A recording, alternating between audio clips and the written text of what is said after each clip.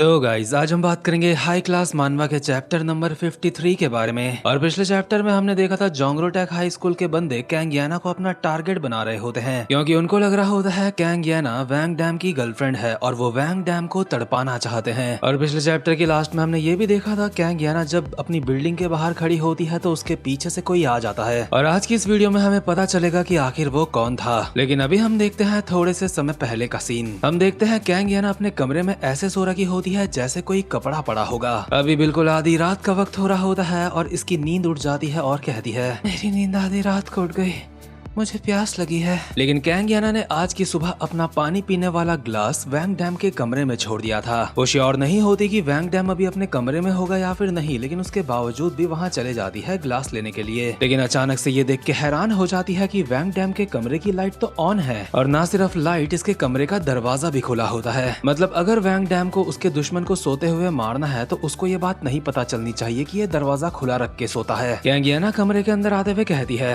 वैंग dam तुम अंदर हो ना, मैं आ रही हूँ। और वैंग की तरफ से 2 बार आवाजें आती है हाँ कहने की। याना को अपना ग्लास दिख जाता है और वो उसको उठाने बस जा ही रही होती है, लेकिन वैंग को कहती है वैसे आज तुम कितने बजे घर आए थे। लेकिन वैंग इसका भी जवाब नहीं देता और अब भी बार बार हाँ हाँ बोले जा रहा होता है। याना समझ जाती है ये जो बार बार हाँ बोल रहा है वो याना को जवाब नहीं दे रहा है बल्कि ये नींद में बड़बड़ा रहा है। इसलिए याना के दिमाग में एक खुराफाती आइडिया आता है और वो कहती है तुम एक बहुत बड़े बेवकूफ हो है ना। सोता हुआ वैंग नींद में बड़बड़ाते हुए इसका जवाब हाँ में देता है। याना उसी तरीके से उससे पूछे जा रही होती है क्या तेरे अंदर दिमाग नहीं है, क्या तू 1 नंबर का गधा है, क्या तुझसे गंदी स्मेल आती है। और वैंग डैम नींद में बार बार हाँ बोले जा रहा होता है जिससे कैंग याना को काफी मजा आ रहा होता है। थोड़ी सी मस्ती करने के बाद याना कुछ ढंग की चीज कहती है क्या मैं कुछ समय से आजकल तुम्हें परेशान कर रही हूँ। जब हम पहली बार एक दूसरे से मिले थे उस वक्त से तुम अभी काफी ज्यादा अलग बिहेव करने लगे हो। अगर तुम मेरी वजह से परेशान होते हो तो प्लीज समझने की कोशिश करना। हो सकता है शायद हम दोनों एक जैसी ही सिचुएशन से गुजर रहे हो, लेकिन मैं उतनी स्ट्रांग नहीं हूँ जितने स्ट्रांग तुम हो, इसलिए मैं तुम्हारे ऊपर काफी ज्यादा भरोसा करती हूँ। लेकिन सीरियसली अब तुम ये सब काफी ज्यादा करने लगे हो। कभी कभी तो तुम बहुत अच्छे से बात करते हो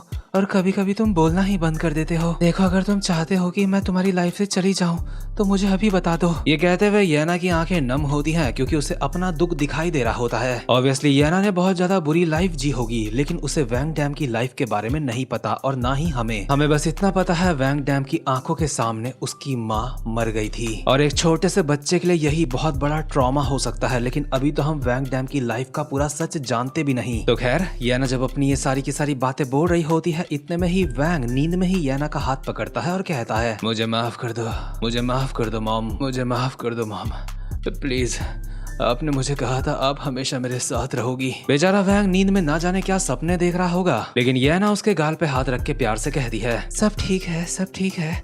तुम्हारे लिए सब कुछ काफी ज्यादा मुश्किल रहा होगा है ना, लेकिन अब तुम्हें ज्यादा चिंता करने की जरूरत नहीं है, मैं तुम्हारे साथ रहूंगी। और यार जब मैं कहता हूँ ना लड़कियों के पीछे मत भागो तो मेरा मतलब ऐसी लड़कियों से नहीं होता। आसान शब्दों में अभी मैं ये कहना चाहता हूँ अगर आपको सच में कोई गर्लफ्रेंड या फिर वाइफ बनानी हो तो ये आपके लिए काफी ज्यादा सही होगा कि वो ऐसी होनी चाहिए जो आपकी एक माँ की तरह केयर करे। मुझे नहीं पता आपको मेरी ये बात कैसी लगी, बस मन में आई तो बोल दी। तो खैर इसके बाद हम देखते हैं अगले दिन का सीन जहाँ पे याना अपनी बिल्डिंग के बाहर खड़ी होती है। याना ने वैंग को काफी सारे मैसेज भेजे होते हैं और लिखा होता है जब तुम फ्री हो जाओगे तो मुझे मैसेज करना। लेकिन काफी देर होने के बावजूद भी वैंग की तरफ से कोई रिप्लाई नहीं आता और इतने में ही अचानक से उसके पीछे से कोई आ जाता है जिसको देख के वो हैरान हो जाती है। और यही सीन हमने पिछले चैप्टर के लास्ट में भी देखा था। याना इस बंदे का चेहरा देख के हैरान होकर कहती है तुम आखिर तुम यहाँ क्या कर रहे हो। दरअसल ये बंदा कैंग याना का बड़ा भाई होता है जिसका नाम होता है कैंग युंग बिन और इसकी एज 23 साल होती है, जो कि कैंग याना का कॉलर पकड़ के गुस्से में उसको कहता है तू साली आखिर तेरी हिम्मत कैसे हुई अपने भाई से ये बोलने की। लेकिन आखिर तुम यहाँ पे आए कैसे। मैं यहाँ पे कैसे आया इससे तेरा क्या मतलब है कुतिया कहेगी। पहले तो तू घर से भाग गई,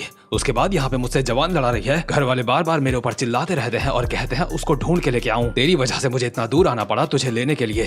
कुतिया कहेगी तू इतना दूर आ रखी है यहाँ पे, तेरी इतनी हिम्मत, तुझे अपनी औकात नहीं पता। अगर तूने अपनी जिंदगी एक नाले में बिताई है तो चुपचाप से उस नाले में पड़ी रह जब तक मर नहीं जाती। कुतिया कहेगी मैं अब यहाँ से तुझे सीधा घर लेके जा रहा हूँ, इसलिए रोना धोना बंद कर और चुपचाप से मुझे फॉलो कर। याना की आंखें नम हो चुकी होती है और वो चिल्ला के कहती है क्यों आखिर मैं उस जगह पे वापस क्यों जाऊं? मॉम रोज रोज मेरे ऊपर चिल्लाती है, मुझे डांटती है और मेरे ऊपर इल्जाम लगाती है। मैं ये सब और नहीं सह सकती और मैं अपनी पार्ट टाइम जॉब से कमाए हुए पैसों को तुम्हारे ऊपर खर्च नहीं कर सकती। मैं तुम्हारे खर्चे नहीं उठा सकती। मैं बड़ी मुश्किल से उस नर्क से भागी हूँ और अब मैं वापस नहीं जाऊंगी। इतने में ही याना के गाल पे एक रैपट पड़ता है और वो सीधा जमीन में जाके गिरती है और युंगबिन याना को कहता है, अगर हिम्मत है तो इसके आगे एक और शब्द बोल के दिखा। याना जमीन में बड़े बड़े कहती है, तो इतना बड़ा हो चुका है, उसके बावजूद भी बस तुझे लड़ना झगड़ना आता है। अगर ऐसी बात है तो तू मुझे मार सकता है, लेकिन मैं तेरे साथ नहीं आऊंगी। हाँ ठीक है, मुझे वैसे भी तुझे बस अपने साथ लेके जाना है, इससे कोई फर्क नहीं पड़ता अगर अभी मैं तेरे हाथ पैर तोड़ दूं। जब मैं तुझे मारूंगा तो मैं रुकूंगा नहीं, इसलिए दया की भीख मत मांगियो मुझसे। इतने में इसके पीछे से जुंग डावन आ जाता है और कहता है, कमाल है, तू तो बहुत ज्यादा बेरहम है। या तुम भाई बहनों का रिश्ता हमेशा से ही इतना बेकार है? युंगबिन अपनी गर्दन चटकाते हुए कहता है, तू कौन है बे?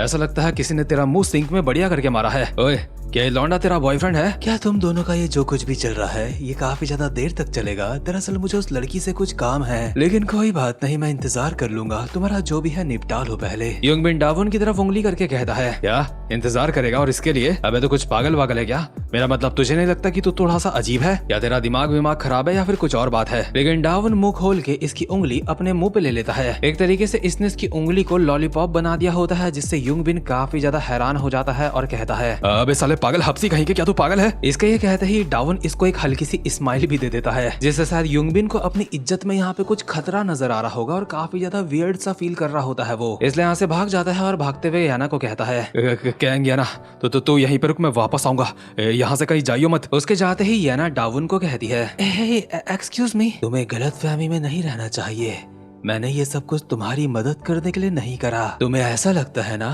तुम उस हरामजादे को अच्छे से समझती हो, है ना? लेकिन ये एक मजाक है, मुझे नहीं लगता वो तुम जैसी लड़कियों को कुछ भी समझता है। तुम्हें हमारे सामने दिखाना होगा आखिर तुम क्या हो। लेकिन एक मिनट, मैं तो पूछ रही थी आखिर तुम हो कौन? मतलब डावन की झंड कट चुकी है, ये तो डावन को जानती भी नहीं। इतने में एक आंटी याना को दूर से चिल्ला के कहती है, याना क्या तुम यहाँ पे सामान उठाने में मेरी मदद कर दोगी? डावन जैसे पागल से बचने का याना के पास अच्छा मौका होता है, इसलिए यहाँ से निकल लेती है। याना से पूछती है आंटी की आखिर यहाँ पे इतना शोर क्यों हो रहा था और तुम्हारे चेहरे को क्या हुआ? याना मुस्कुरा के जवाब दे देती है, मैं बस गिर गई थी। और डावन ना जाने क्यों अब भी पागलों की तरह हंस रहा होता है। और यार सच में ये एक बहुत ही बड़े किस्म का एड़ा लगता है मुझे। ऐसा लगता है इसके दिमाग का कोई पेच ढिल्ला है, लेकिन उसके बावजूद भी ना जाने क्यों मुझे ये पसंद आ रहा है। तो खैर याना के यहाँ से जाने के बाद डावन को अपने पीछे से एक बिल्ली की आवाज आती है। डावन पीछे मुड़ के बिल्ली को देखता है, लेकिन बिल्ली के पीछे से भी कोई आ रहा होता है, इसलिए बिल्ली भी पीछे मुड़ के देखती है। और बिल्ली जिनको पीछे मुड़ के देखती है उनको देख के वो काफी ज्यादा एंग्री सी हो जाती है। और अभी हमें यहाँ पे दिखाए जाते हैं जोंगरो टेक हाई स्कूल के टॉप 3 के बंदे। और डावन इन लोगों को देख के कहता है, लगता है इन सारी बातों का अब कोई मतलब नहीं है, शायद से ये लोग कैंग याना को ही यहाँ पे धप्पा करने के लिए आए हैं। लेकिन इसके बाद सीन शिफ्ट होता है और हम देखते हैं टेशॉक के रेस्टोरेंट का सीन, जहाँ पे वैंग डैम, शीहॉन और डोंगवान लोग मिलके एंजॉय कर रहे होते हैं, खा पी रहे होते हैं। लेकिन वैंग डैम अब अपने मोबाइल में वो मैसेज देखता है जो कैंग याना ने उसको करे थे और याना को कुछ रिप्लाई देते हुए कहता है, मैंने तुम्हारा मैसेज देर में देखा, मेरा काम अब पूरा हो चुका है। या तुम सो चुकी हो?